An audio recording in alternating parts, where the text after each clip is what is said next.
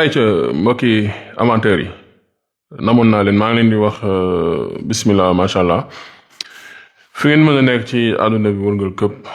Dev Live nee na leen jàpp loxo Papa Faye 847 yaa njëkk dugg ak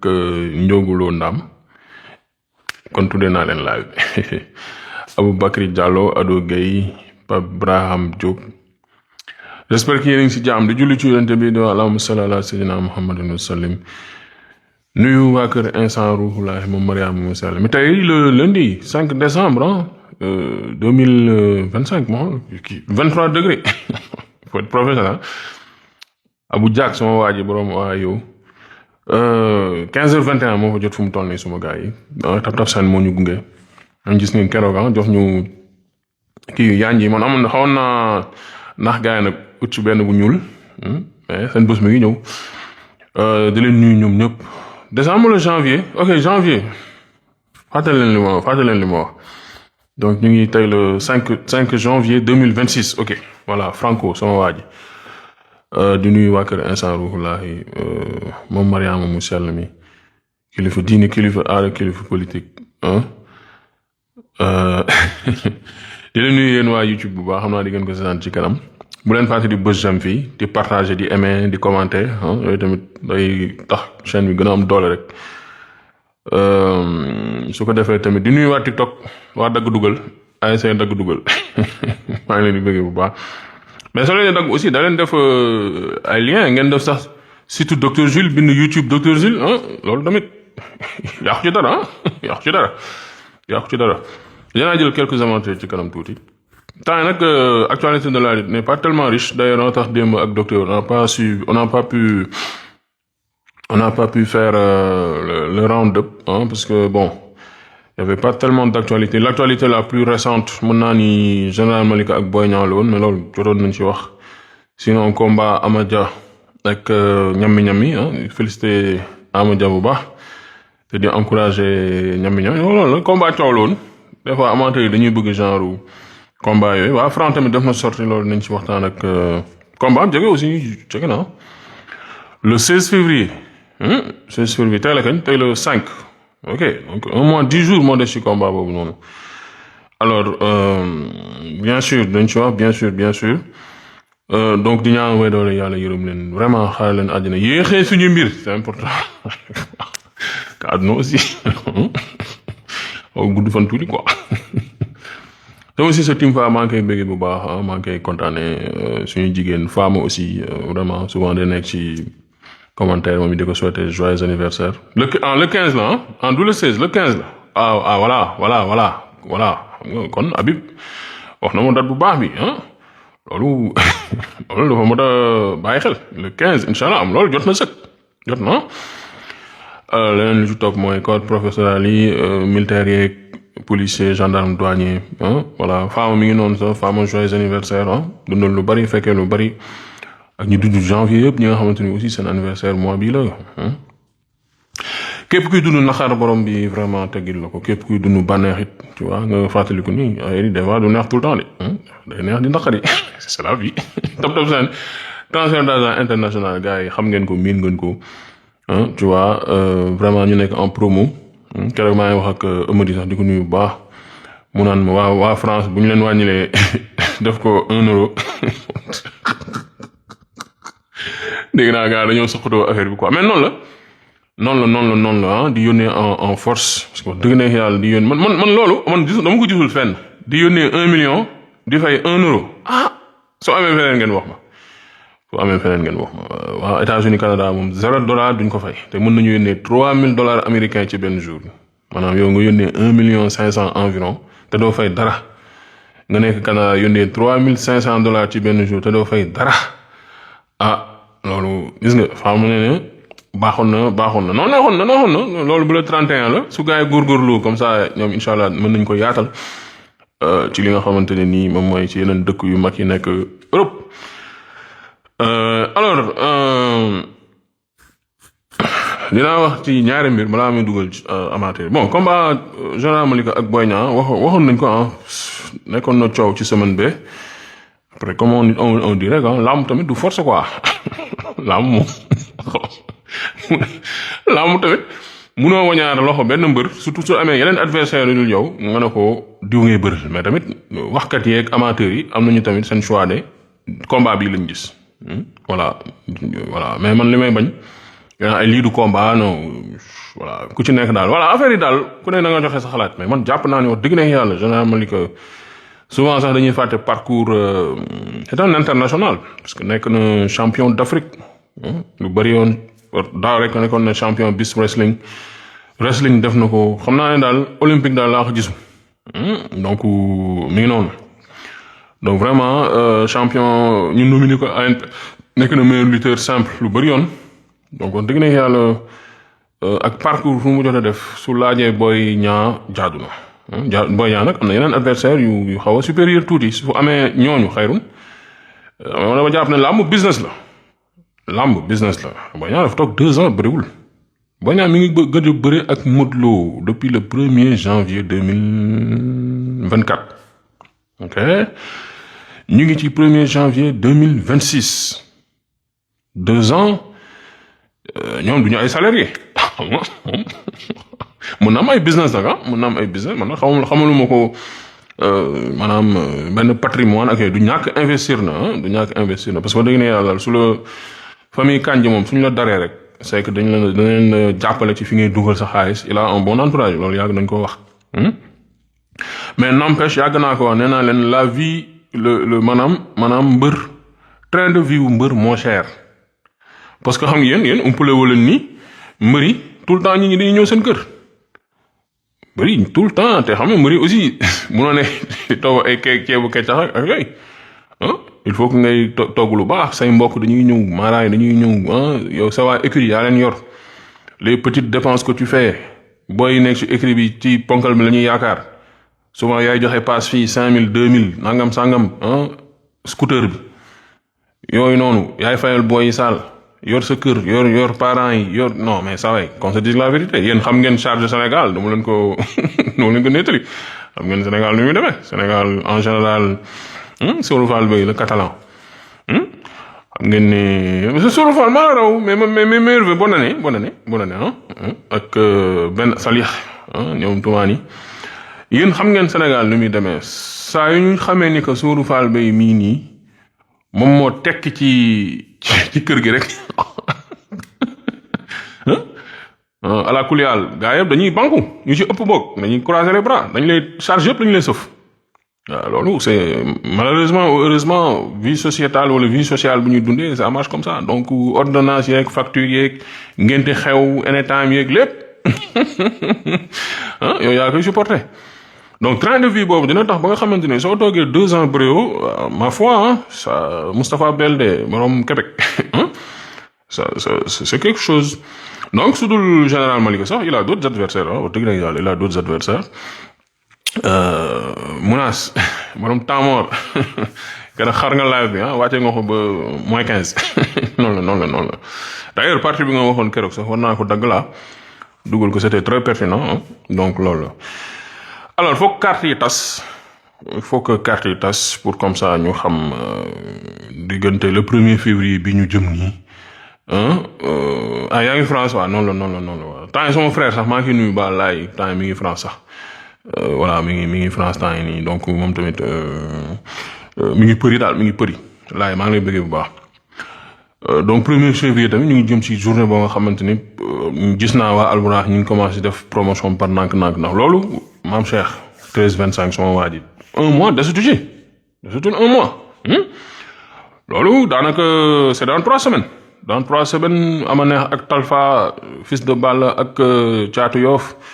ñu jàmmaarloo jëflante fële ca Gànnu sa arène nationale que le meilleur gagne ak yeneen combat ay ordinateur nañu bëri Ndiaga Dollé Zambala et tout c'est quand même un bon gala c'est quand même un très bon gala loolu sûrement que ni ils vont programmer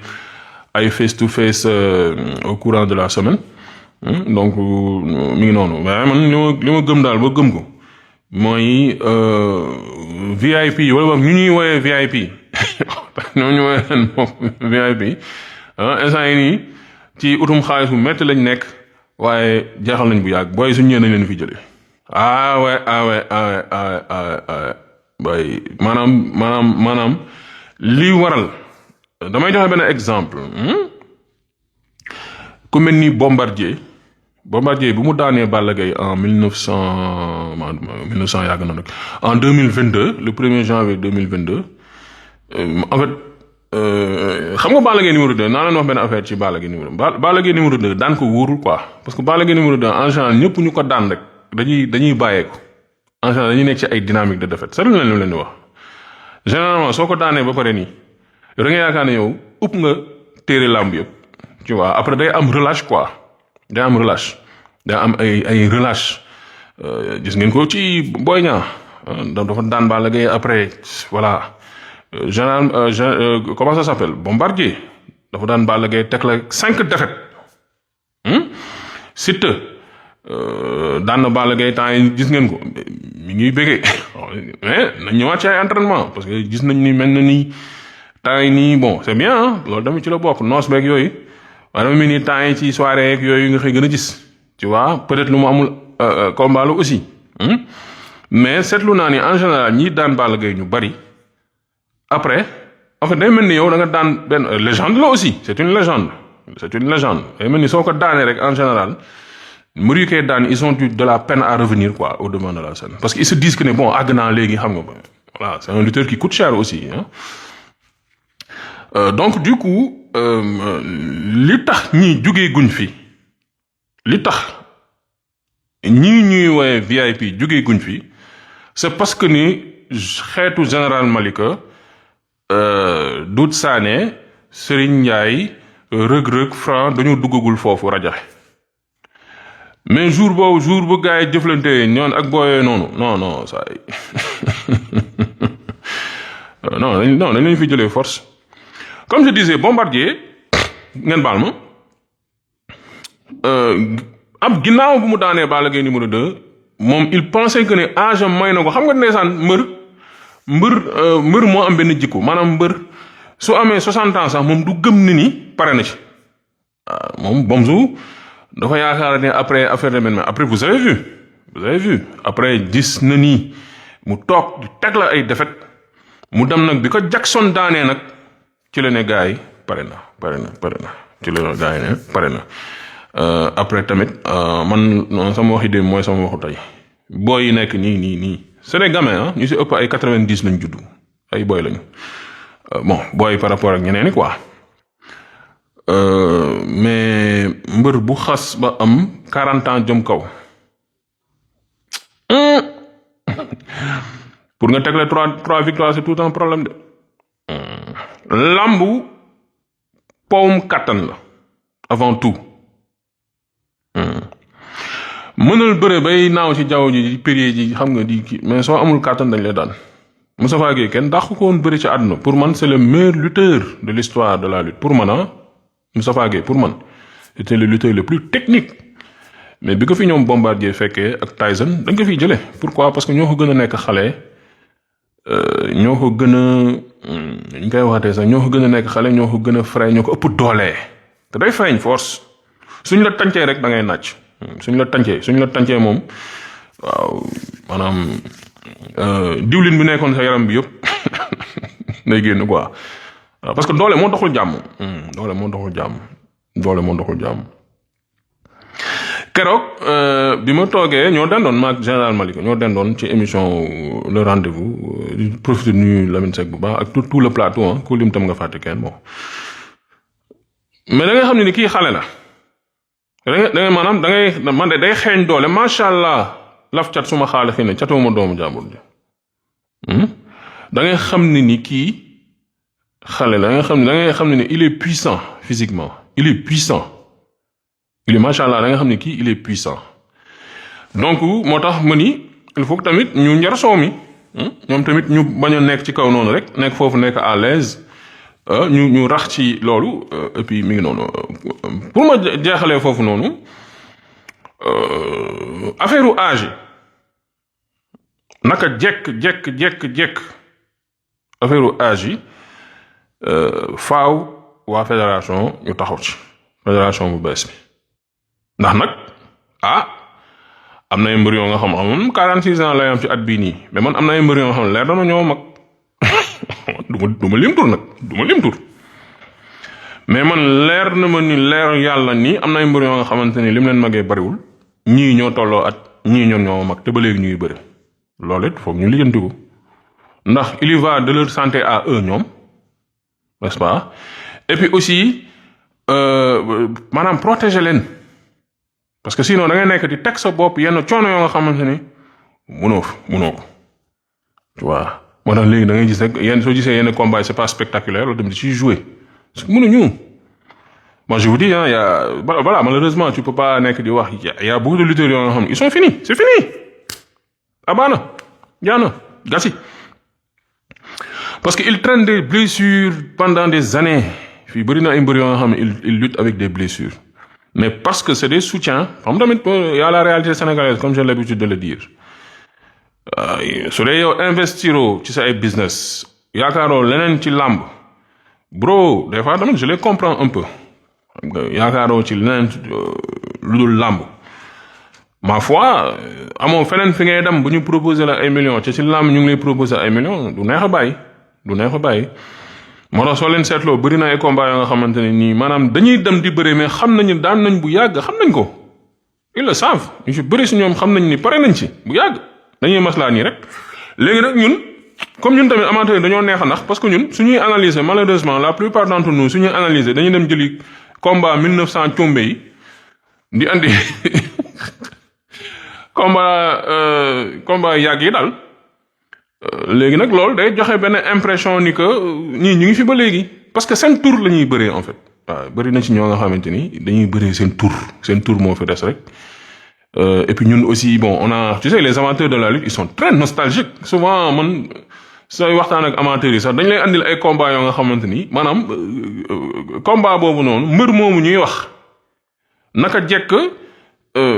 maanaam ruux bi moo fi def mais jëmm ji changé na bu yàgg falaaw non sàllaaw wallahi lazim maanaam ruuxu mbër mi ngi fii di dund waaye jëmm ji dee na bu yàgg mais tellement ñun dañu bëgg làmb tellement on est xam nga que voilà on leur donne le truc après nag ñoom ils profitent de ça les promoteurs aussi ils font du business xam nañ ne am na mbër yoo nga xamante ni nii soo waaj yi voilà leur nom fait vendre et ils profitent de ça pour faire vendre leur business mais c'est fini depuis c'est fini Dakar du saf ñaar yoon ay mbër yu mel ni Modou Lo dañuy nax waa làmb waxin la nag li ma bëgg wax mooy tellement dañuy nekk l'exception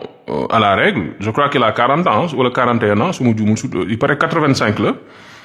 tellement il se maintient bien tellement que machallah que il est sérieux aux entraînements que nit ñi dañuy jël Modou Lo ne moom de comme mi ngi daan kon ñu ci des kon dese nañ fi ba léegi fekk ne ça c'est Modou Lo man dama bëgg di xool sax ci côté VIP damay bëgg ñu xool ñi nga xamante ne dañoo luxee kondoo ci ñoom seen génération yéen est-ce que vous imaginez ki commencé làmbam 2003 2004 mais on parle de plus de 20 ans c'est-à-dire ñi ñuy seetaan nii ci live yi am na ñoo nga xamante ni maanaam bi carrière yenn VIP yi commencé ñoom judduwuñu am déet léegi Modou Lo ñu mu départandoo ak ay moromam ñu fi nekk léegi comme VIP ñu mu départandoo war nañu mat 3000 wala 4000 wala 5000 mais 5 desuñu fi léegi ana 2900 nangam yooyu noonu foofu la ñuy nattee affaire yi ñii tukki nañu ñii blessé nañ ñii bàyyi nañu ñii décédé nañ ñii yaa ma gën a xam ñii ils se sont reconvertis ñii ay coach lañ ñii nekk nañ ci yeneen donc l'exception qu'est Modou Lo day dem ba ñun dañuy jàpp ni que bon y a une victoire mais lu may wax tout le temps si on avait benn tableau et aussi ñu am aussi ay mbër yoo nga xamante ni ñu ngi ci antichambre tamit ils ne produisent pas de résultats ça aussi il faut le dire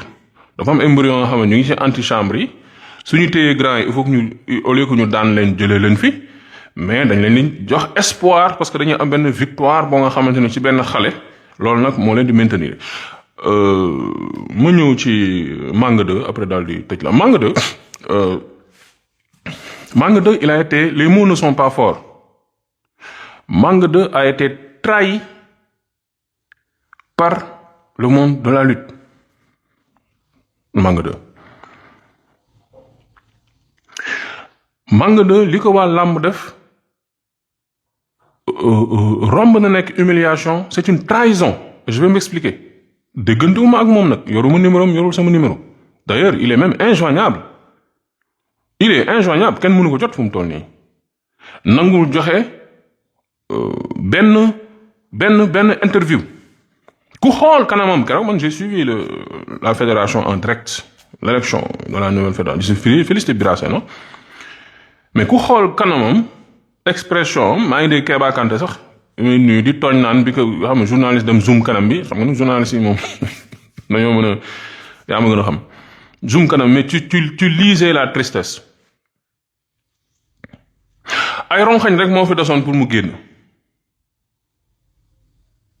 Vous imaginez 198 votants mu am ci 18 voix 198 votants 198 votants 10% de 198 c'est 19. Ok 10% nga am 18 votants donc 10% des votants. Keba Kanté bu musul maanaam gérer benn instance de la lutte officiellement ñëw rawee la plus de 50 votes wala 40 18 20 50 20 ba 70 52 voix la rawee. pour ko nga xamante ni nii il a été tant Alioune Sarr liggéey naag moom liggéey naag 3 générations ok liggéey naag ay ministres yu bari liggéey naag Bira Sène liggéey ak Malick Ngom comme vice-président chargé de la lutte simple. yéen mbëri wala wax ñenn ci yéen boobu te ñu ma ko sañ a wax yéen a doon wax ni làmb dañ ko war a jox ku ko pratiquer am déet yéen a nga doon wax oui waa làmb dañ ko war a jox ku ko pratiquer làmb dañ ko war a jox ku ko xam làmb na ni lanana. mais Manga 2 il avait le profil parfait peut-être man programme doy ma ko woon loolu yàgg naa ko wax. Il n'avait pas un programme fourni bon nga xam ça même prochain. Après vers la fin il est allé coopter Khadim Gadiaga bu nekk président écurie Rock Énergie bu Modou Lo pour un peu racoler wala bokk ramasser un peu les pots cassés quoi. Mais c'était trop tard opération bi c'était vers la fin loolu hémorragie interne la ñu demee ñoom ñaar. Le profil parfait. ginnaaw bi nga xamante ne élection bi jàll na dañ mën a def suñu analyse right le profil parfait boo nga xamante ne nii il a pratiqué la lutte nekk mbër nekk roi des arènes xam làmb nekk doomi séeréer yore na écurie daam seen ci écurie am la nekkoon ñu ne déet na waaye nga bokk ci instance CNG fréquenté ay ministres yu mel ni ay Matar Ba xamantek Khady Diène Gaye muy ministre de la kii bu baax a baax donc suñ ma doon wax moom man personnellement suñ ma doon wax le candidat parfait ba nga xamante ne nii takk nga ngeem bëre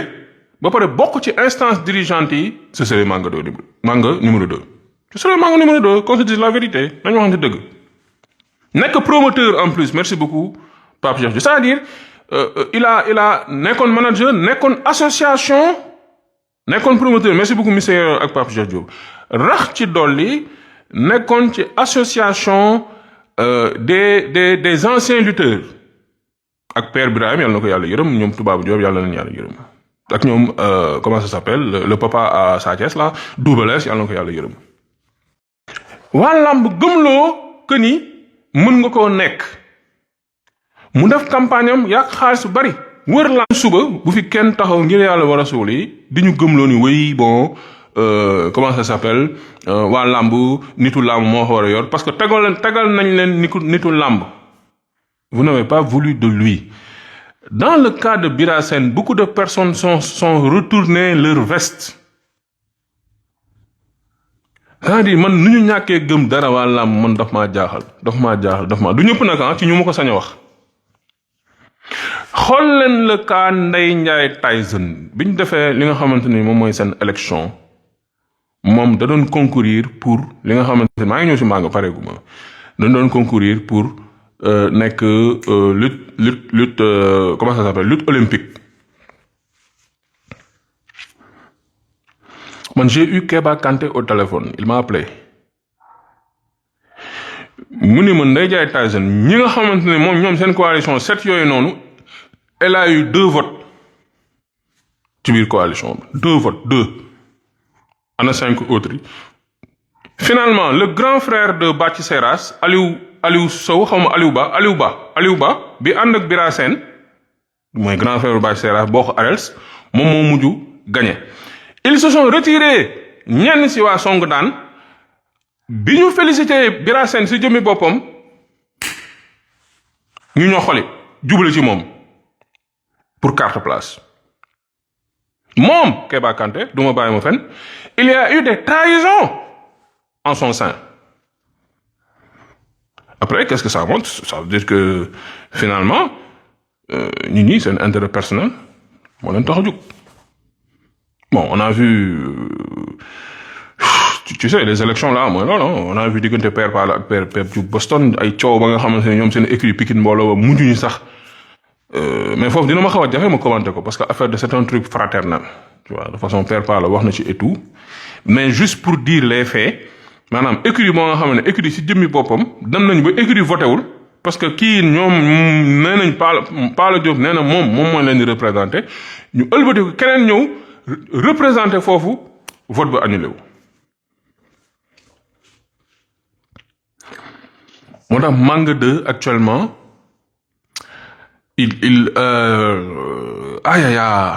yàlla na ko jàmm sonal mais je sais que qu'est-ce qu'il ressent au fond de son cœur c'est une trahison et cette trahison ne vient autre que lu dul ci ñii mu yaakaar ni waroon nañ ko mën a fal mais vous imaginez genre 198 votants presque 200 votants 18 ñoo la fal 18 ñoo la tànn yow 18 kon ñu fi kenn ñëw suba duñu wax ay waaw nañu jox affaire yi waa làmbu nangam ngi sàngam xam nga man waxuma sax ñu fatal ko waxuma sax mu gagné ah parce que man gëmu moo ne dina gagné en toute honnêteté mais au moins ñu sagal ko sagal mi mooy lan mooy mu nekk deuxième su mënta nekk deuxième mu nekk en ballottage ak ki nga xamante ni moom mooy Keba Kanté su amee 70 voix moom moo am ay 65 voix mais ngeen ñëw sa loxo 18 voix après c'est les mêmes personnes qui vont se retourner naan waa manga daa baax manga daa lii manga daa la ni furaas daal lu xëddeen bien tous ñebe comme dirait l'autre moo tax may wax ni lu gaa yi di ma ñu dégg ñu naan làmb logi la neexul wax mais c'est la triste réalité làmb c'est un lobby c'est un lobby qui est très puissant c'est un lobby boo nga xamante ne nii malheureusement Manga il n'est pas aimé Manga 2 bon il y a des choses qui se disent voilà mais c'est une personne qui croit être xam nga c'est ça la trahison en fait loolu lay trahison bi mu dugal amateur xam nga luy trahison l'ultime trahison mooy danaan dem ci ay nit wala boog dem ci àll beeg di dem wër kii région bu ne nga dem fu ne nga dugg fu ne nga dem fa nit ñi yaakaar loo ni di la wax ni yooyu yaa fi ne waaw yooyu yaa représenté l'âme yaay ancien roi des arènes ñu lay waxal lu ne c'est ces mêmes personnes qui vont se retirer parce que xam nga les votes comment ça se passe yow day am ay nit yoo nga xamante ni maanaam dañu lay jox seen kaddu c'est comme ça que ça se passe les votes yow xam nga ne ñii ñooy voté 190 yi nga xam ñii ñooy voté loolu c'est arrivé à Keba Kanté du ma bàyyi ma fenn des gens dañuy ñëw ne la man yow laay voté ñu joxe seen kaddu donc yow nga calculer ne bon man am naa 50 votes yu assuré maanaam su dee ba dee am naa 50 personnes yoo nga xamante ne nii wala 50 votants yoo nga xamante ni man la ñuy voté léegi après li ci des ñu négocier ko yeneen yu ci des dina am ñoo nga xamante ne c'est des indécis ak yu demee noonu Keba Kanté a été victime de ça du ma bàyyi ma fenn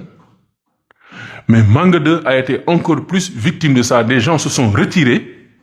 jaar ci suuf après je sais pas qu'est-ce qui s'est passé xam dama am na yoo nga xamante ni y a des tenants et des aboutissants y a des choses yoo xam ne doo ko mën a maîtriser mais leen daal xam naa nañ ko après est-ce que c'est le mandat de trop